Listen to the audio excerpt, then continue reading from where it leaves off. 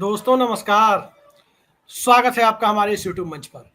दोस्तों, बिहार में बड़ा दिलचस्प खेल चल रहा है। एक तरफ नीतीश कुमार ने आनंद फानन में कल अपनी पार्टी के नेताओं की बैठक बुलाई और बहुत बड़ा टारगेट तय किया। क्या टारगेट तय किया वो ऋषि मिश्रा जी बताएंगे, हमारे साथ मौजूद है। और इसके साथ साथ इंडिया गठबंधन में अंदर खाने किस पार्टनर पर डाउट किया जा रहा है, सीट शेयरिंग का मसला क्या है और कौन कितना कॉन्फिडेंट है, और इस कॉन्फिडेंस के बीच में वक्फ कानून को लेकर किसकी किसकी चिंताएं हैं, और किसको आज की तारीख में कहा जाए तो चिराग मॉडल पार्ट 2 की संभावना ज्यादा दिखाई दे रही है।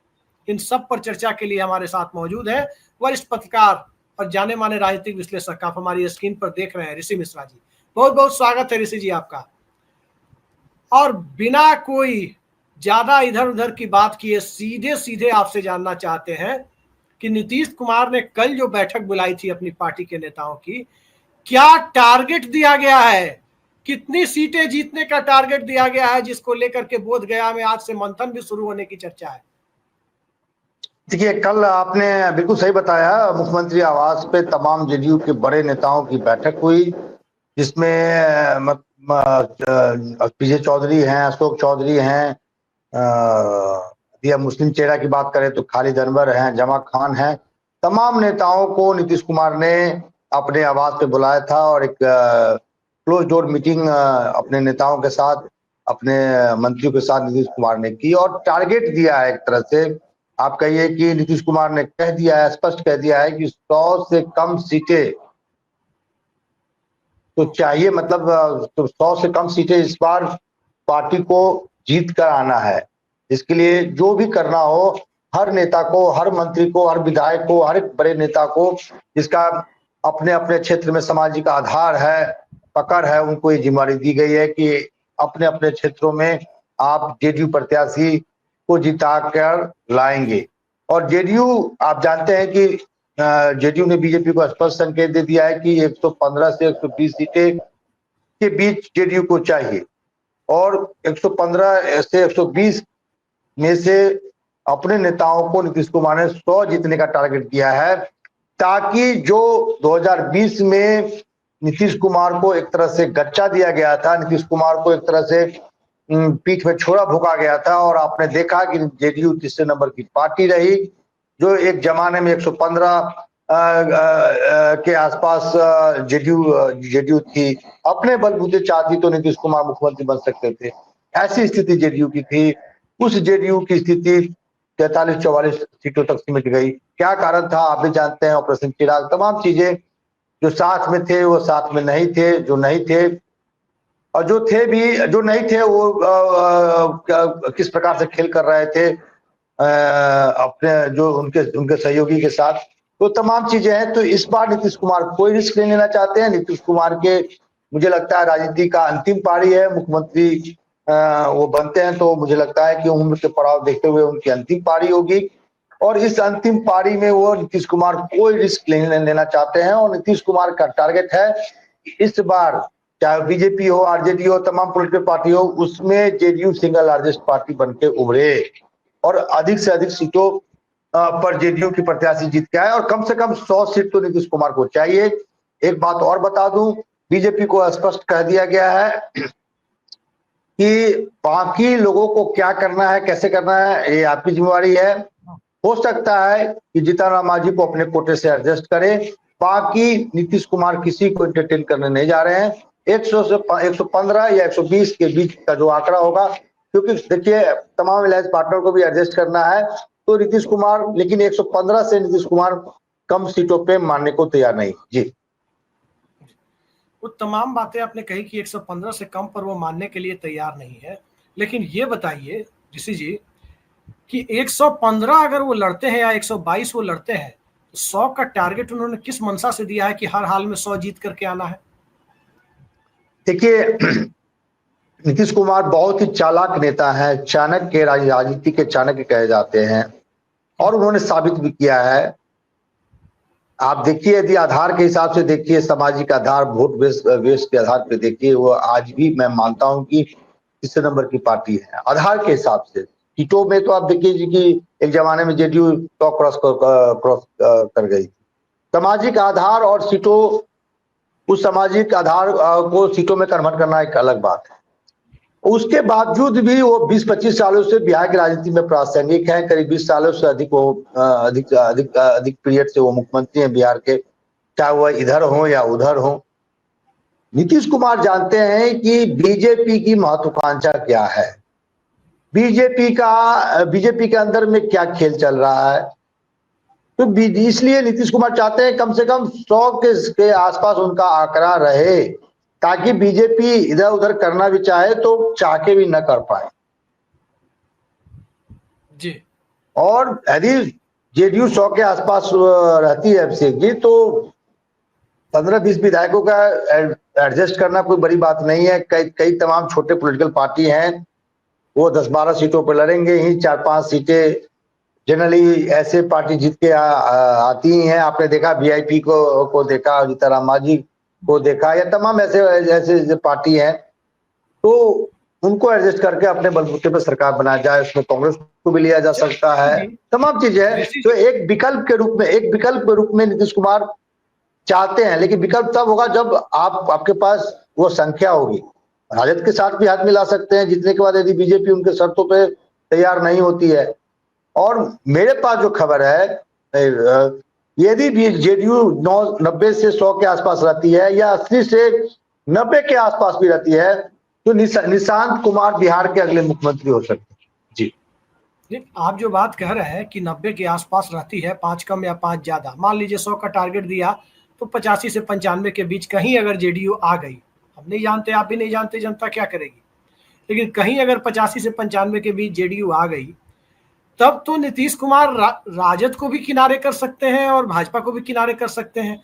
वो कांग्रेस लेफ्ट जैसी छोटी पार्टियों के साथ ही 122 का आंकड़ा छू लेंगे, फिर जो मर्जी वो चाहेंगे करेंगे, कोई पूछने वाला नहीं होगा। देखिए, कल जो क्लोज डोर मीटिंग हुई है उसमें इन बातों को रखा गया है, और इन बातों को देखिए, आपको मैं एक खबर और दे दूं, जो निशांत कुमार है, जो नीतीश कुमार के पुत्र है, स्टार प्रचारक में नीतीश कुमार के बाद, क्रमशः नीतीश कुमार के बाद वो नंबर 2 के नेता होंगे पार्टी में।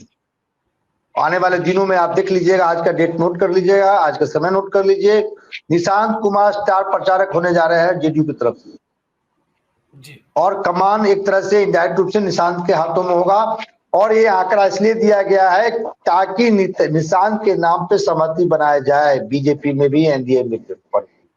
नीतीश कुमार, हो सकता है कि नीतीश कुमार मुख्यमंत्री न बने, और नीतीश कुमार पे जो ये आरोप से जो नीतीश कुमार बचना चाहते हैं, परिवारवाद से, उससे भी वो बच जाएंगे। वो राजनीति से एक तरह से संरक्षक के रूप में, गार्जियन के रूप में उनकी भूमिका होगी, और निशांत अग्रिम भूमिका में आ जाएंगे, और निशांत बिहार के अगले मुख्यमंत्री हो सकते हैं यदि यह संख्या रहती है। तो इसमें कांग्रेस को भी कोई एतराज नहीं होगा, इसमें राजद को भी एतराज नहीं होगा। यदि 90 के आसपास यदि जेडीयू रहती है, तो कांग्रेस को तो कोई एतराज होना ही नहीं चाहिए, और कांग्रेस को एक बड़ा नेता और पार्टी के रूप में नीतीश कुमार मिल सकता है। मतलब कांग्रेस को डिप्टी सीएम पद का ऑफर दिया जा सकता है। सुन लीजिए ना, एक मिनट सुन लीजिए। कांग्रेस को डिप्टी सीएम पद का ऑफर दिया जा सकता है, कांग्रेस को बड़े मंत्रालय का ऑफर दिया जा सकता है। क्योंकि देखिए, आप एक बात समझ लीजिए, जेडीयू की एक बड़ा धारा यह जानती है और नीतीश कुमार पर दबाव बना रही है कि यदि निशांत को लॉन्च नहीं किया जाएगा तो फ्यूचर में पार्टी को नुकसान होगा, और पार्टी को इस चुनाव में भी नुकसान होगा।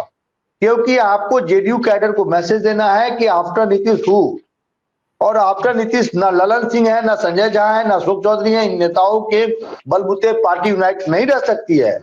आप मजबूरी समझिए नीतीश कुमार का, लेकिन नीतीश कुमार जीवन भर, जो नीतीश कुमार पे आरोप नहीं लगा परिवारवाद का, उससे भी बचना चाहते हैं। और जो तमाम बड़े पत्रकार ये खबर चला रहे हैं कि निशांत चुनाव लड़ेंगे, ये फालतू और बकवास की बातें हैं। निशांत प्रचार करेंगे, संभवतः निशांत जो है चुनाव के बाद मुख्यमंत्री पद पे जेडीयू उनको आगे बढ़ा सकती है। हाँ बिल्कुल, जो उनके पिता जिस रास्ते से, जिस दरवाजे से मुख्यमंत्री पद पे आसीन है, विधान परिषद के सदस्य बने, फिर मुख्यमंत्री बने, तो वो प्रक्रिया अपनाया जा सकता है। लेकिन इस बात को लेकर जेडीयू के गलियारों में चर्चा जोरों पे है। जी आपने आप बड़ी कुछ पूछ दिलचस्प रहे थे। बात कही। जी, बड़ी दिलचस्प बात आपने कही कि नीतीश कुमार जो खुद 21 साल से चुनाव नहीं लड़े हैं और 20 साल से सत्ता में है। 21 साल पहले उन्होंने आखिरी चुनाव लड़ा था बाढ़ और नालंदा लोकसभा सीट से, पुराने परिसीमन के तहत। नए परिसीमन में एक भी चुनाव नीतीश कुमार ने नहीं लड़ा, तो उसमें एक सीट जीते थे, बाढ़ की हारे थे, नालंदा की जीते थे। खैर, लेकिन बिना चुनाव लड़े बिना एक चीज और बता दूं, एक चीज और बता दूं। हो सकता है कि आपके यहाँ भी निमंत्रण पहुंचे और पहुंचेगा ही। नीतीश कुमार जी के यहाँ जल्द ही शहनाई बजने वाली है। चलिए। अच्छा, चलिए, निमंत्रण आपके यहाँ भी पहुंचेगा। खैर ऋषि जी, एक चीज बताइए, अब आपने कहा कि अगर नीतीश कुमार 90 के आसपास आंकड़े तक पहुंच जाते हैं, 100 का तो टारगेट है कि 100 जीतना है, क्या पता 100 ही जीत जाए, क्या पता 50 पे ही अटक जाए। लेकिन अगर वो 90 के आसपास पहुंच जाते हैं तो क्या आपको लगता है निशांत कुमार के अंडर में राजेश राम डिप्टी सीएम बने या तेजस्वी यादव के अंडर में राजेश राम डिप्टी सीएम बने? भारतीय जनता पार्टी के फोल्ड से 1 दर्जन सांसदों की पार्टी को खींच करके कांग्रेस पार्टी विपक्ष में ले आए। ये गुंजाइश यदि देखिए बन जाती है तो क्या इसी के लिए नीतीश कुमार 100 प्लस का टारगेट रख रहे हैं? देखिए, दो कारण हैं। नीतीश कुमार इस बात को समझते हैं कि उनको उनके साइज को कट करने के लिए कई ऐसे प्लेयर जो हैं मैदान में ऑलरेडी हैं, और 1-2 प्लेयर चुनाव के समय देखिएगा, 1-2 नए प्लेयर, नए पार्टी मैदान में आ सकती है। आप देखिए प्रशांत किशोर, आप देख लीजिए ये आरसीपी सिंह, नालंदा में आसपास में देख लीजिएगा, जेडीयू, खासकर जेडीयू के उम्मीदवार के विरुद्ध जरूर उम्मीदवार उतारने जा रहे हैं। उसके बाद आप देख लीजिए चिराग पासवान पे नीतीश कुमार कभी भरोसा नहीं करते हैं, और आगे भी नहीं करेंगे। आगे मैं बताऊंगा क्या डेवलपमेंट हुए हैं। नहीं तो बता ही दीजिए क्या तो डेवलपमेंट है, आगे में बता ही मैं दीजिए। उस पर भी आ रहा हूं। तो नीतीश कुमार देख रहे हैं कि अधिक से अधिक सीटों पे यदि हम चुनाव लड़ेंगे, तभी तो जो संख्या हम चाह रहे हैं 80 से 90 के बीच में, या 90 से 100 के बीच में, वो संख्या हमें मिलेगी। और नीतीश कुमार ने ये भी कहा है, जो जेडीयू की तरफ से बीजेपी से बात कर रहे हैं, कि लोकसभा में जो ट्रेंड रहा है उस ट्रेंड को अपनाइए, उस रेशियो को अपनाइए, उस परसेंटेज को अपनाइए, या जो 2020 का फॉर्मूला है उसको अपनाइए, या तो दोनों में से किसी एक फॉर्मूला को मान लीजिए। हमने आपसे कम सीटों पर लड़ा, लेकिन हमारा विधानसभा वाली लीड आपसे अधिक है। जहां तक लोजपा उपेंद्र कुशवाहा और जीतन राम मांझी का है, तो वो आपके लाइफ पार्टनर है, जेडीयू के नहीं है। और जिस स्टोरी को मैं छुपा के रखा हूं, लास्ट में मैं आपको बता दूं कि एयरपोर्ट पे लोजपा के 2 सांसदों की मुलाकात जेडीयू के एक बड़े नेता से होती है, और बातचीत के दौरान जब लोजपा के दोनों सांसदों ने जोर देकर कहा कि सीटों का बंटवारा जो है जल्द से जल्द हो जाना चाहिए, और नीतीश कुमार जी को इसमें एक इंपॉर्टेंट रोल अदा करना चाहिए, तो आप सुन के आपको आश्चर्य होगा कि जेडीयू के उस नेता ने 2 टूक में कहा, तो आपको सीटों को लेकर डिस्कशन करना है, बातचीत करना है, तो आप बीजेपी से कीजिए, जेडीयू से आपका क्या लेना देना। आप तो हमारे एलाइज पार्टनर नहीं है, हमारे एलाइज पार्टनर बीजेपी है। आप बीजेपी के एलाइज पार्टनर है, यानी लोजपा जो है बीजेपी के एलाइज पार्टनर है, उपेंद्र कुशवाहा बीजेपी का एलाइज पार्टनर है, जीतन राम मांझी बीजेपी के एलाइज पार्टनर है, हमारे एलाइज पार्टनर तो बीजेपी है। यदि सीटों की बंटवारा होगी और बातचीत की बात होगी तो हम बीजेपी से करेंगे। तो ये खबर जैसे ही चिराग पासवान को लगा, और दोनों सांसदों ने जाके रिपोर्ट किया कि इस प्रकार की खिचड़ी पक रही है जेडीयू में, और आपने देखा होगा कि नीतीश कुमार से पैचअप करने के लिए चिराग पासवान ने पूर्व में कई प्रयास किए, मुख्यमंत्री आवास जाना, नीतीश कुमार को लेकर कई ऐसे सकारात्मक बयान दिए, लेकिन नीतीश कुमार तो नीतीश कुमार है भैया, वो तो भूलते नहीं है। तो अब लोजपा कैंप से जो खबर है कि वो एनडीए में रहते हुए भी कई ऐसे उम्मीदवार उतारने जा रहे हैं, खासकर जेडीयू के विरुद्ध, जो जेडीयू का खेल बिगाड़ सकता है, जैसे 2020 में। और इसकी भनक नीतीश कुमार को है। यानी आप एनडीए में रहते हुए एनडीए के एक इंपॉर्टेंट एलायंस पार्टनर को नुकसान पहुंचाने का जो षड्यंत्र रच रहे हैं, क्या ये संभव है? क्या नीतीश कुमार को इस बात की जानकारी है? और चर्चा ये है कि लोजपा 18-20 सीटों पर लड़ने के लिए तैयार नहीं है, और लोजपा ने भी कह दिया है कि 18-20 सीटें आप देते हैं तो मैं फ्रेंडली फाइट की लड़ाई में कई ऐसे उम्मीदवार हम एनडीए से बाहर जाके उतारेंगे, और उसमें किसका नुकसान होगा? बड़ी ब्रेकिंग न्यूज दे रहे हैं ऋषि जी कि लोजपा एक बार फिर से 2020 वाला खेल हनुमान बनकर खेले या बिना हनुमान बने खेले, खेलने के लिए तैयार हो गई है।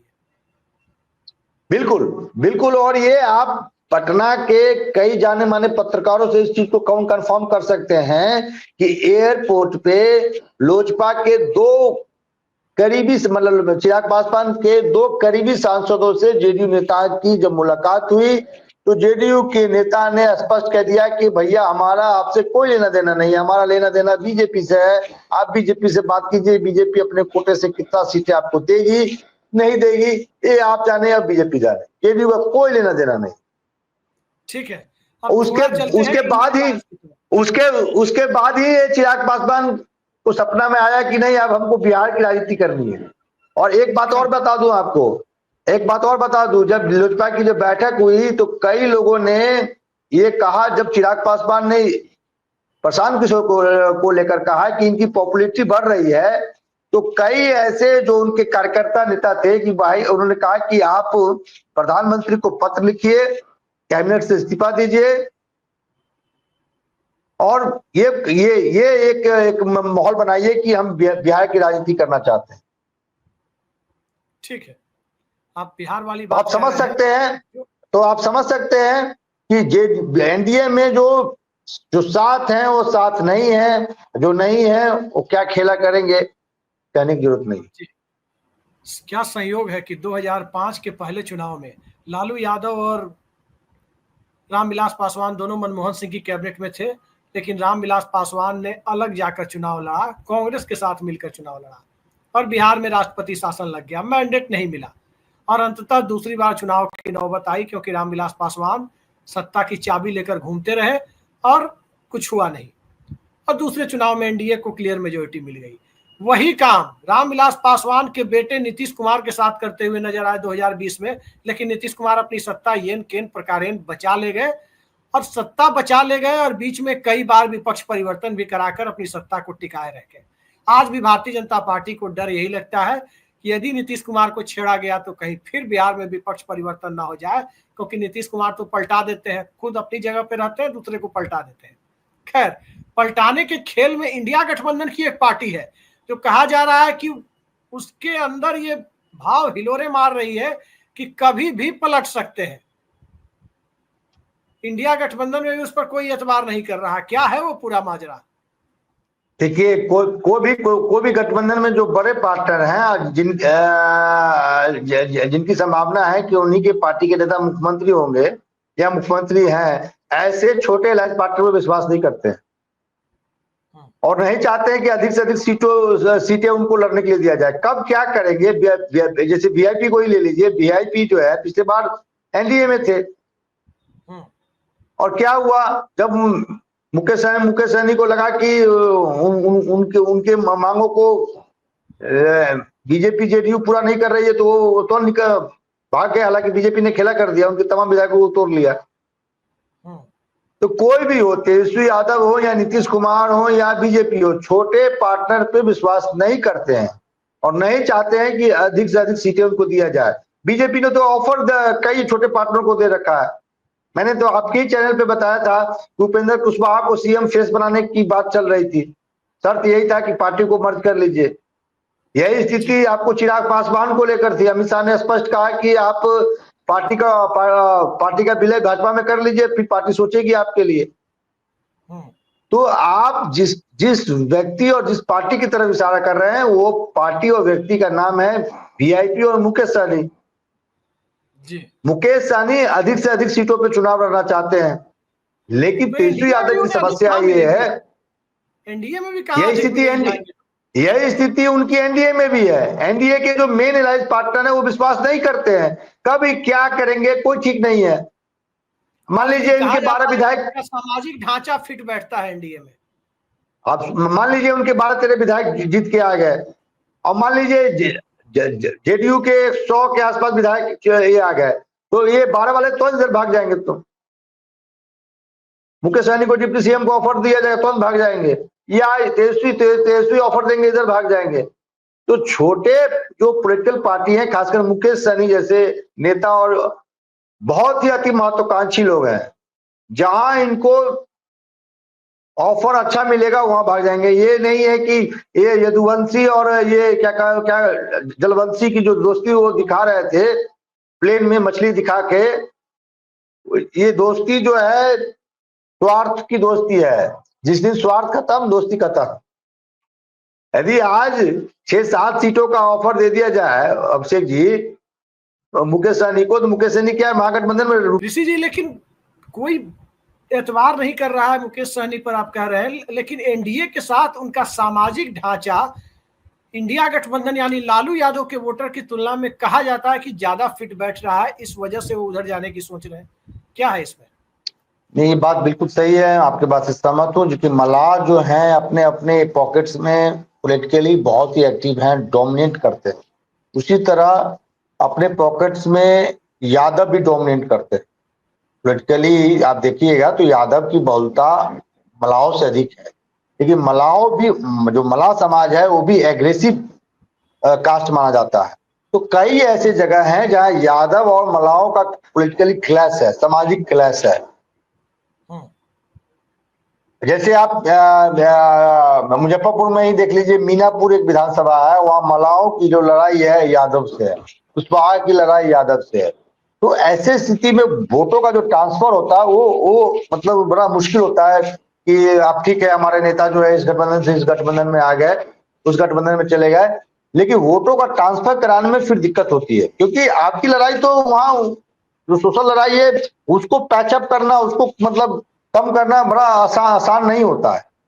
ऐसे स्थिति में मुकेश सहनी यदि एनडीए में जाते हैं, और जनरली जो मलाह समाज का वोट है वो एनडीए को जाता है, तो उस स्थिति में आसानी से वोट ट्रांसफर हो सकता है।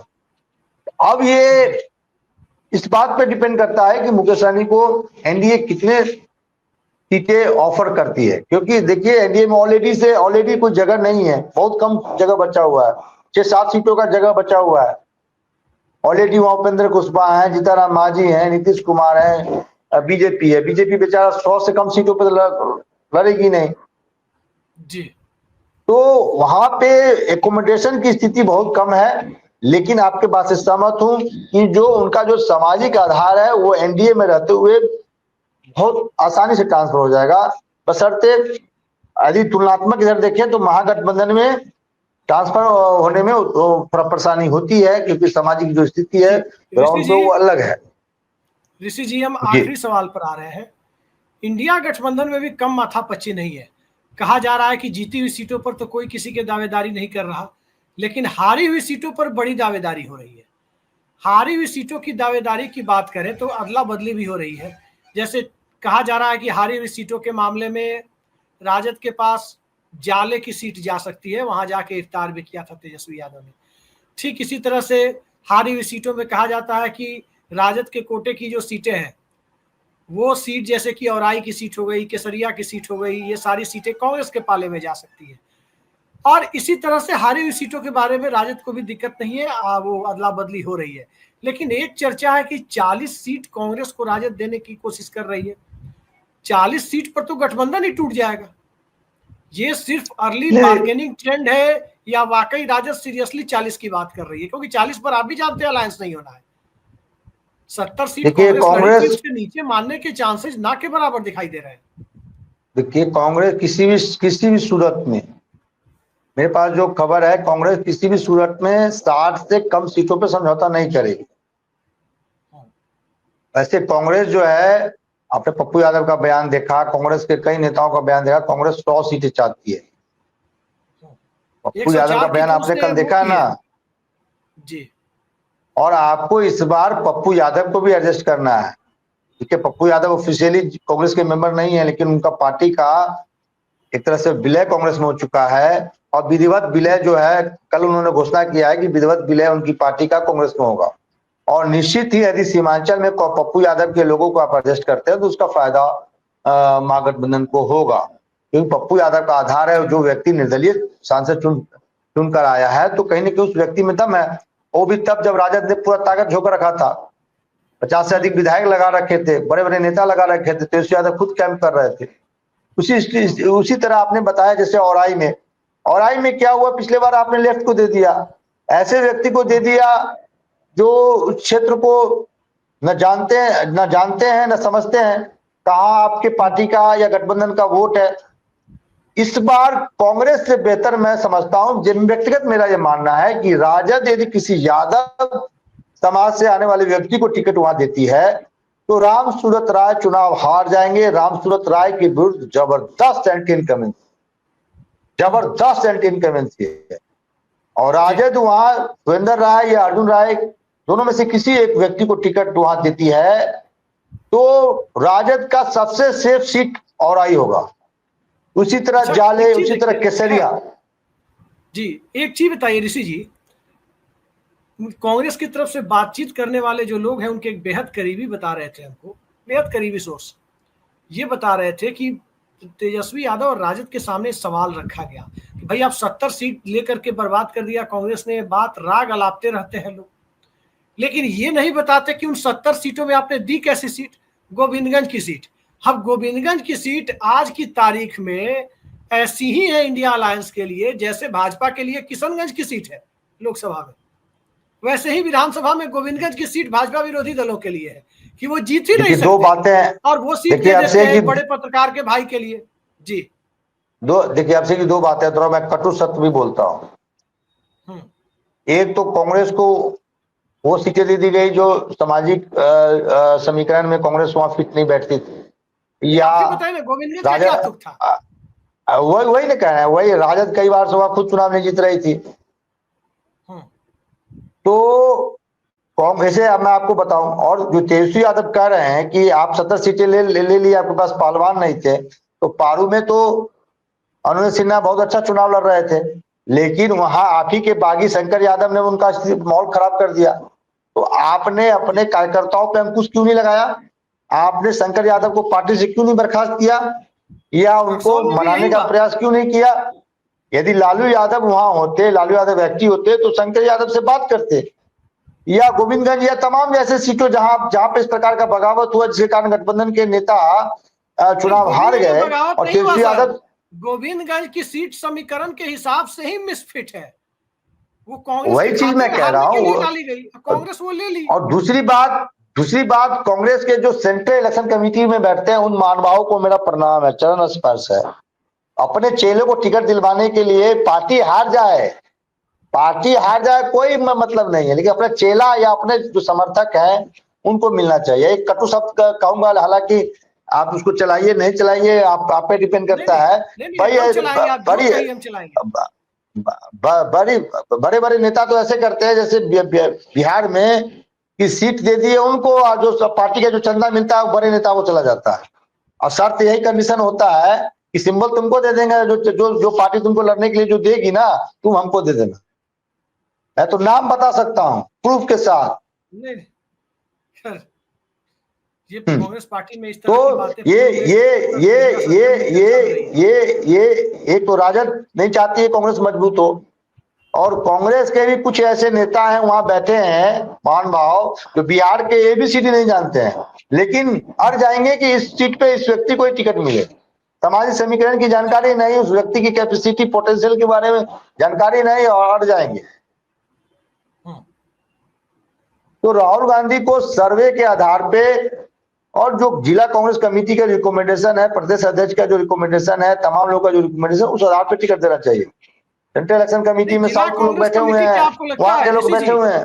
ऋषि जी, जिला अध्यक्ष कांग्रेस में ज्यादातर तो खुद ही टिकट मांगने वाले हैं, और जिला कांग्रेस कमेटी क्या निष्पक्ष होकर के कहीं सिफारिश करेगी? आप बताइए, आप मुजफ्फरपुर जिला है, आप उदाहरण देख लीजिए। फिलहाल वो स्थिति नहीं है, लेकिन यदि कांग्रेस मजबूत करती है, अपने जिला अध्यक्षों को पावर देती है, अच्छे लोगों को वहां पे नियुक्त करती है, वो चुनाव के वैसी स्थिति में मैंने कहा अभी तो जो जिला अध्यक्षों की सूची है और जो जिला अध्यक्ष अभी जो जिला अध्यक्ष का नाम मत लीजिए, सब नाम मात्र के ही हैं, सब फोटो खिंचाने वाले लोग हैं। जी, अल्लाह वीरू ने भी ये बात मान ली है करीब करीब, क्योंकि टास्क जब दिया गया कि और हर 15 दिन अल्लाह बाद गुरु आपने जी, जो प्रोग्रेस रिपोर्ट। और देखिए कांग्रेस को भी मैं एक बात कह दूं कि देखिए प्रभारी का काम है कोऑर्डिनेशन का। प्रभारी जो है पार्टी गठबंधन में एलाइंस पार्टनर और पार्टी के नेताओं के बीच में कोऑर्डिनेशन का काम है। पार्टी का चेहरा पार्टी का प्रदेश अध्यक्ष होता है, और जिस मकसद से आपने राजेश राम को जिम्मेवारी दी है उस मकसद को कैश कीजिए। जी, नहीं, अल्लाह आपने वीरू काम तो आपने देखिए, उनको इस मामले में हम इनकार नहीं कर सकते कि अल्लाह वीरू मेहनत कर रहे हैं। हाँ, राजेश राम की प्रोजेक्टिंग कैसे हो इस मामले में कांग्रेस अभी तक पिछड़ रही है, ये बात जरूर है। लेकिन ये बिहार में कांग्रेस जो कुछ भी अभी फिलहाल दिखाई दे रही है, और हर चैनल पे कांग्रेस की चर्चा हो रही है बिहार में, ये पहले कभी नहीं, हम लोग के होशो हवास में कभी नहीं हुआ था। तो आप ये जो देखिए चर्चा ना, कांग्रेस की हो रही है, इसमें अल्लाह वीरू के योगदान को हम नकार नहीं सकते। जिस दिन से राजेश राम जी की नियुक्ति हुई है, राजेश राम के एक बयान नेशनल मीडिया का हेडलाइन बन जाता है। इंडिया टीवी पे आपने कभी देखा है या किसी बड़े चैनल पे देखा है कि कांग्रेस के प्रदेश अध्यक्ष का बयान पे डिबेट होता हो? हमारे जो सौरभ भाई हैं बड़े बाल वाले, कॉफी पीते हुए जब डिस्कशन करते हैं, दो तीन को पुराने दाढ़ी वाले को बुला लेते हैं। पुराने दाढ़ी वाले का कारनामा तो आप जानते ही हैं। तो हाँ छोड़ दीजिए, अब कहाँ पकड़ रहे हैं उनको। तो ये तो है कि भाई आपने जिस व्यक्ति को अध्यक्ष बनाया है उसमें तो पोटेंशियल है, लेकिन उस पोटेंशियल को कैश कीजिएगा ना। आप धोनी को उतारिएगा 8वां नंबर पे, जब 50 रन 6 गेंद में बनाना होता है, धोनी भी बेचारा क्या करेगा? सेकेंड डाउन थर्ड डाउन उतारिए, देखिए चौका छक्का का बरसात कर देगा। राजेश राम बिहार कांग्रेस के धोनी है, उनको पोजिशनिंग दीजिए, ठीक है। चलिए, पोजिशनिंग की बात आप कर रहे हैं, लेकिन एक बात जो आज आपने कही कि एयरपोर्ट पर लोजपा के 2 सांसदों और जेडीयू के एक बड़े नेता की मुलाकात ने पूरे बिहार की राजनीति को गरमा दिया है, खेला होने की गुंजाइश बढ़ गई है।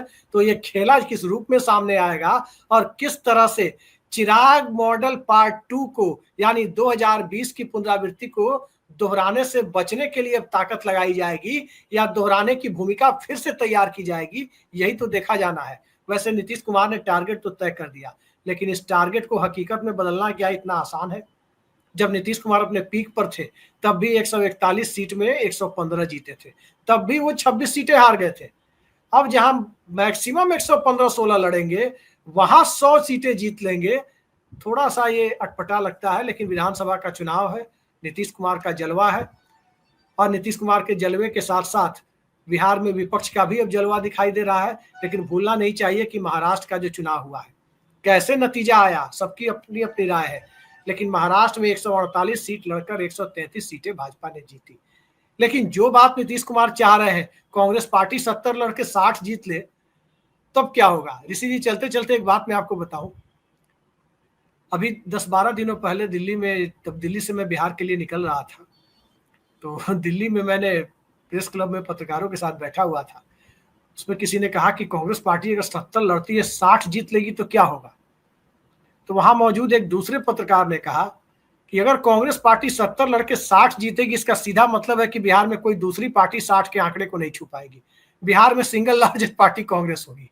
तो ये हवाई बातें हैं कि 70 लड़के 60 जीतने का मतलब क्या है? कांग्रेस ने सबको खत्म कर दिया, क्योंकि राष्ट्रीय जनता दल 60 सीटें जीत पाएगी, वो आप भी जानते हैं कि क्या होगा, हम भी जानते हैं क्या होगा जी। तो कांग्रेस पार्टी को आप भी जानते हैं कि 70 लड़ेगी तो 50-52 भाजपा से लड़ेगी। मैं एक बात कह दूं, तेजस्वी यादव यदि मेरे प्रोग्राम को देखते होंगे, देखिए तेजस्वी यादव को थोड़ा बड़ा दिल दिखाना चाहिए, और तेजस्वी यादव का मेन मकसद है कि वो मुख्यमंत्री बने। राजद का भी मेन मकसद है कि तेजस्वी मुख्यमंत्री बने। तो यदि आप मुख्यमंत्री बनना चाहते हैं, महागठबंधन को सत्तासीन होते हुए दिखना चाहते हैं, तो आपको बड़ा दिल दिखाना होगा, और बड़ा दिल तब दिखाइएगा कि जो अपने एलाइंस पार्टनर हैं उनके नेता को भी आप प्रोजेक्ट कीजिए, ये कंजूसी मत कीजिए। और जैसे जैसे कंजूसी कीजिएगा, आप अपने जो आपका जो स्ट्राइक रेट है वो कमजोर होगा। 32% से आप चुनाव नहीं जीत सकते हैं। 32 से 32% से 32-40 के आसपास रह जाइएगा। अब 32 में 10 जुड़ जाएगा तो वो हो सकता है 132 हो जाए। मैं बता देता हूं, यदि 32 में 32 के आसपास रहना चाहते हैं तेजस्वी यादव जी, और जो आपके जो सलाहकार समझा रहे हैं, मैं आपको बता दूं, चाहे वो सलाहकार कोई भी हो, कि 32% के आधार पर आप चुनाव जीत जाइएगा और दूसरे किसी नेता को आप उभरने नहीं देना चाहते हैं, ये गलत है। आप अपने पैर पे, अपने पर्सपेक्टिव पे खुद लात मार रहे हैं। यदि आप 32 में 10 जोड़ लीजिए। ऋषि जी, 36% वोट लेके भारतीय जनता पार्टी 2015 में दिल्ली में 3 सीट पर आई थी, तो आप क्या कहेंगे? 32 पर आप सही कह रहे हैं। मैं वही कह रहा हूं, मैं एक फार्मूला दे रहा हूं। 32 में आप 10 जोड़ लीजिए, 132 140 सीट जीत जाइए।